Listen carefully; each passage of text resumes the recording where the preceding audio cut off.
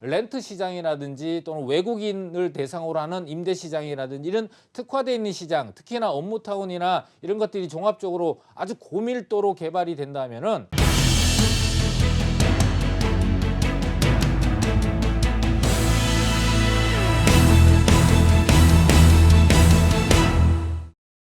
여보세요?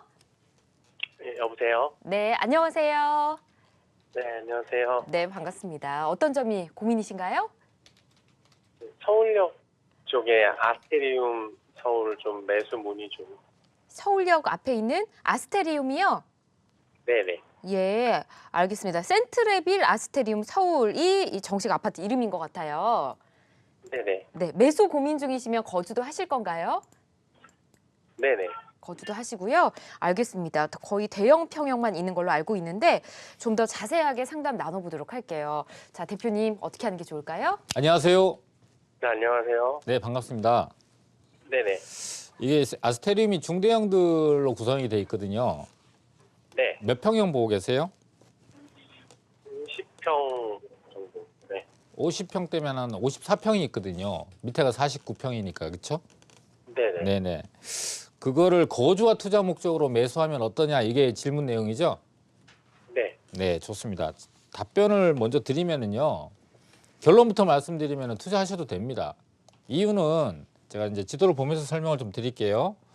자, 네. 이 아스테리움이 위치하고 있는 자리가 이렇게 동작구역으로 해서 서울역 바로 앞에 도시환경정비 사업으로 개발이 돼서 주상복합 아파트가 들어서 있는 거거든요. 그리고 이 입지 자체가 보면은 용산이라는 지역 내에서 포인트가 두 가지 포인트로 볼 수 있는데 서울역과 아래쪽에 있는 용산역을 볼 수 있습니다. 그래서 아스테리움이라는 것도 용산역 앞에도 아스테리움이 위치를 하고 있어요. 그래서 두 가지를 비교를 해보면은 용산역 앞에 있는 건너편에 그 용산공원과 맞닿아 있는 아스테리움 같은 경우가 50평대 같은 경우가 지금 호가는 한 30억 정도를 호가를 하고 있고요. 같은 50평대를 하더라도 그다음에 용산역 앞에 보면은 레미안 용산이라고 하고 푸르지오 서밋이라고 주상복합 아파트가 있어요.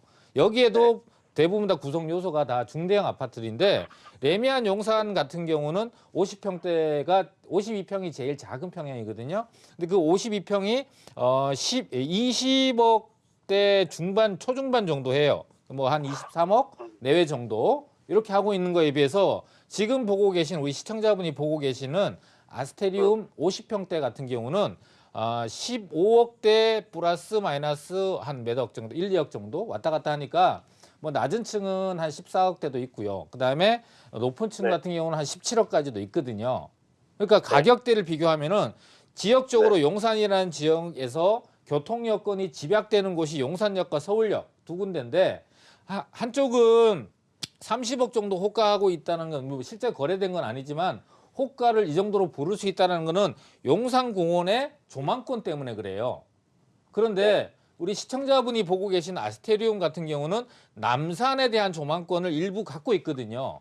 그래서 가격이 조금 한 1억, 1억 정도 차이가 좀 나더라도 남산이 보이는 조망권을 갖고 있는 이 아스테리움을 선택을 하신다면은 향후에 지금 이 용산역과 서울역의 가격 차이가 앞으로는 메꿔질 가능성이 상당히 높습니다. 왜냐하면은 서울역도 용산역만큼 북부 역세권 개발이라든지 또는 서울역 고가공원이라든지 그 뒤에 제2의 인사동길이라든지 또는 남산과 연결돼서 녹지축이 연결된다라든지 교통이 또 GTX라든지 이런 것들이 또 지나가면서 새롭게 신설된다라든지 이런 것들이 앞으로 계속 일어날 일들이거든요.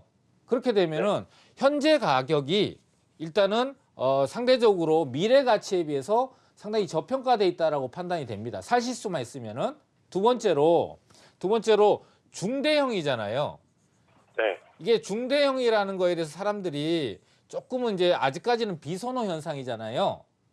네. 그 다음에 두 번째가 주상복합이라는 거거든요.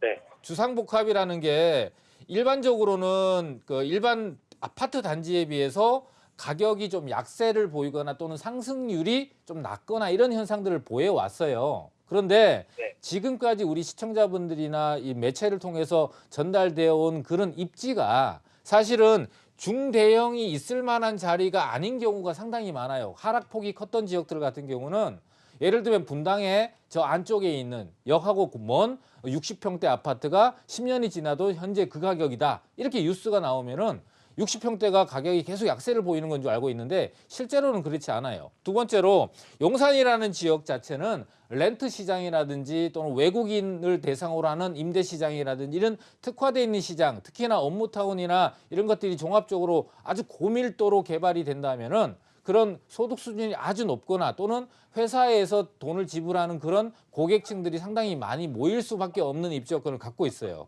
그래서 이 중대형에 대한 선호도가 상당히 높아질 수 있는 유일한 지역이 아니라 그런 지역들 중에서 아주 대표적인 지역이 될 가능성이 상당히 높다. 두 번째로 외국에서 살다 오신 분들 같은 경우는 이 주상복합 아파트에 대한 비선호가 그렇게 심하지 않습니다. 오히려 선호도가 높아요. 그게 이제 지금 현재 글로벌화되고 있는 상황에서 외국 또는 외국의 생활 문화를 많이 접하신 분들 같은 경우는 이 주상복합에 대한 거부감이 점점점 없어지고 있는 상황이기 때문에 절대로 나쁜 입지 여건이나 또는 주거 환경을 갖고 있지 않다. 오히려 원스톱으로 해결될 수 있는 주거 환경을 갖고 있다 보니까 편리성 면에서 훨씬 더 좋은 점수를 줄 수 있거든요.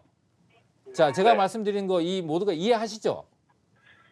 네, 네. 최근에 이제 또 가격이 실거래가가 올라서 지금 사야 되는 건지. 용산은 시간이 가면 갈수록 가격이 높아지는 성향을 띠고 있어요. 왜냐하면은 현재 모습이 앞으로의 모습보다는 더 안 좋기 때문에 그래요. 현재 모습이. 그러니까 뭔 얘기냐면 바꿔 얘기를 하면은 현재 모습보다 용산은 앞으로 발전할 수 있는 하고 있는 지역이기 때문에 발전한다는 얘기는 현재 상황에서 여러 가지 기반 시설이나 주거 환경에서 필요한 요건들이나 시설들이 없던 것이 새로 생기는 거거든요. 그렇게 되면은 가격이 높아질 수 있는 거이기 때문에 늦출 이유가 전혀 없습니다. 네. 네. 이렇게 답변하면은 좀 대답이 됐을까요?